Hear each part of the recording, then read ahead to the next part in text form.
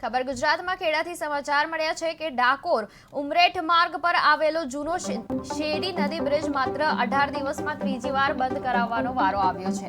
ઉપરવાસમાંથી પાણી છોડાતા શેરડી નદીમાં ગાંડીતુર પૂર આવેલું છે, જેના કારણે ભવન્સ કોલેજ સહિત આજુબાજુના ખેતરોમાં પૂરનું પાણી ઘૂસી ગયું છે। સાવચેતીના ભાગરૂપે શેરડી નદી પરનો જૂનો બ્રિજ બેરિકેડિંગ કરીને બંધ કરી દેવાયો છે।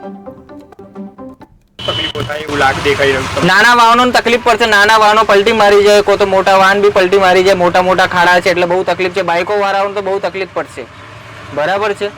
એટલે આ રસ્તો વહેલું કરે તો બહુ સારામાં સારું, નકર દુર્ઘટના થવાની શક્યતા છે। અહીંયા મોન્ટુ પટેલ, હું ડાકોરનો રહેવાસી છું। મોન્ટુભાઈ, અત્યારે જે જગ્યાએ ઊભા છો એ જગ્યા બાબતે શું કહેશો? હવે અત્યારે એવું છે કે શેરડી નદીમાં પૂર આવવાથી નીચેનો રસ્તો આ બાજુ છે એ બંધ થઈ ગયો છે, એટલે રિટર્નમાં ડાકોર આવવા માટે એક જ બ્રિજનો ઉપયોગ થાય છે, જવા અને આવવા બંને માટે। શું આ બ્રિજની હાલત શું છે? બ્રિજની હાલત એ છે, હું અત્યારે ઉપર મારું નામ મનસુખભાઈ છે। મનસુખભાઈ,